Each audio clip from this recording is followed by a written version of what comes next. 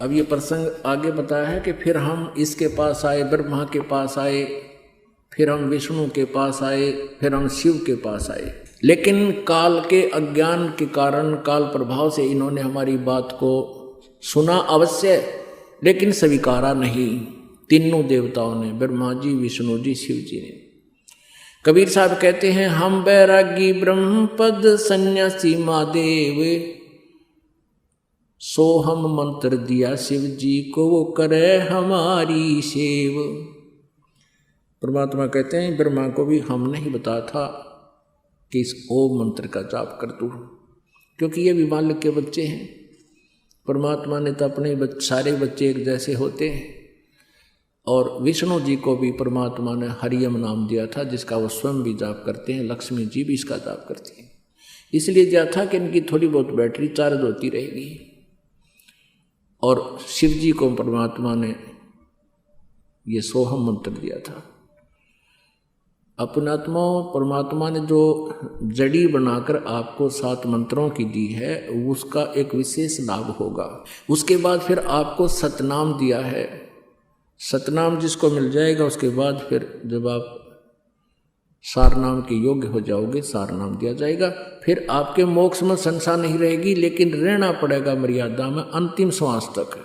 यदि आप जी ने ये नाम तीनों प्राप्त भी कर लिए और गुरु जी से, परमात्मा से दूर हो गए, इससे निकल गए, तो फिर काल के जाल में रह जाओगे। मोक्ष नहीं हो सकता फिर आपका।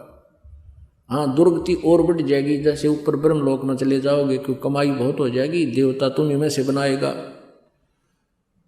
और अपुण्यात्माओं, जैसे अब जितने पुण्यात्मा इस मंत्र का विधिवत साधना करेंगे, इस मर्यादा में रहकर दास से उपदेश लेकर, ये करोड़ों की संख्या में होगी। और इन्हीं में से फिर जो पार तो होंगे, वो तो करना क्या है, और जो रह जाएंगे उनको फिर इसी काल के कोलू में डाल देगा। पहले स्वर्ग में, महास्वर्ग में, स्वर्ग में, ब्रह्मलोक में, महास्वर्ग में, स्वर्ग में। फिर जैसे प्रथम मंत्र का जाप आप करते हो, फिर कुछ दिन ब्रह्मा जी के लोक में प्रथम मंत्र की कमाई नाश करवाएगा तुम्हारी।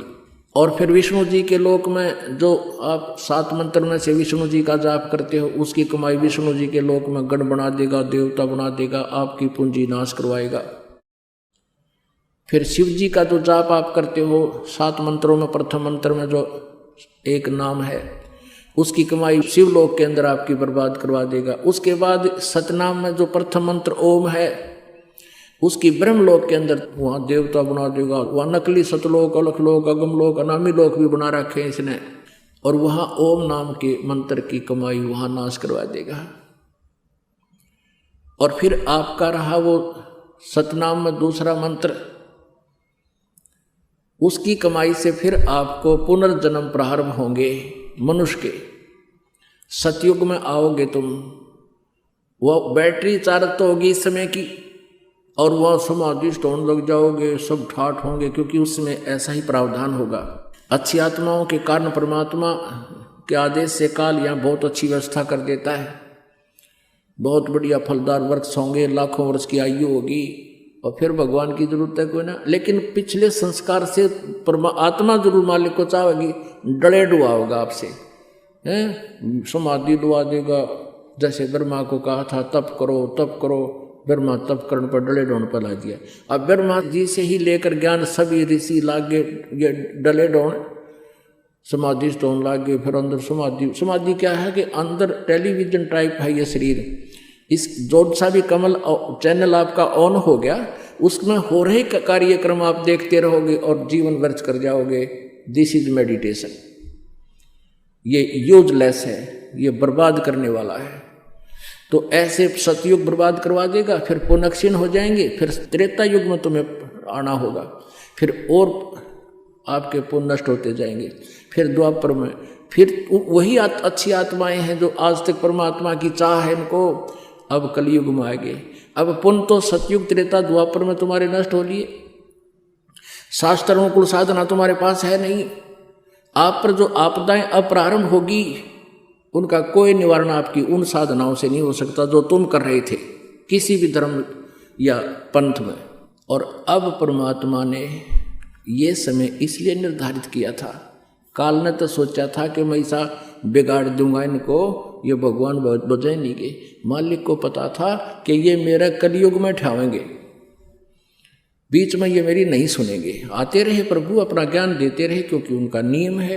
वो जैसे बच्चे बिगड़ जाते हैं किसी बाप के, वो पीछे पीछे फिरता रहता है, वो बेशक ना मानो उसकी बात नहीं, उसको मालूम है कभी इनकी देह टूटेगी जब मानेंगे ये। अब कोई बच्चा मान ले बकवाद करता है, चोरी करने लग गया, पिताजी मना करता है, नहीं मानता है, शराब पीता है, फिर किसी दिन पकड़ा भी जाओगा, उसके जूते भी लागेंगे, सजा होगी, पिताजी फिर भी कोशिश करेगा ये छूट जावे और इसका जन्म सुधर जाए, अपना फिर धंधा कर ले।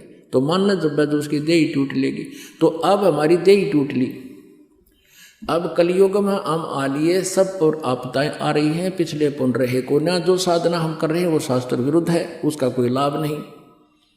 तो अब हम परमात्मा के ठावांगे, यानी अब हमें मिलेगा भगवान।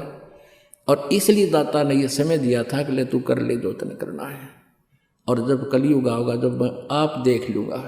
अब इसने चाल चाली थी कि पहले अपने दूत भेज कर भ्रमित करवा दूंगा, परमात्मा ने चाल चाली थी कि पहले इसके दूत आकर वो एंड बैंड उआ बाई बोल लेंगे, वो बकवाद बता देंगे सब, और फिर मैं शास्त्र अनुकूल साधना सत्य ज्ञान सब समझाऊंगा। ये पुण्यात्मा शिक्षित होंगी, सदग्रंथों को देखकर उन अज्ञानियों से अपने आप भाग आऊंगी मेरे पास। और ज्ञान सब ज्ञानड़ी, कबीर ज्ञान सो ज्ञान, जैसे घोड़ा तोब का इब करता चले मैदान। अब परमात्मा का विज्ञान मैदान करेगा और सबका अज्ञान अंधेरा हट जाएगा और सभी पुण्यात्माएं परमात्मा के पास आएंगी। जिन सुखों को आप ढूंढ रहे हो यहाँ आपको फ्री में मिलेंगे, आपकी आपदाएं टलेंगी, आपके प्रारब्ध के पाप नाश होकर के आपके पुण्य प्रफलित होंगे और आपको भगवान मिलेगा। बोलो सतगुरु।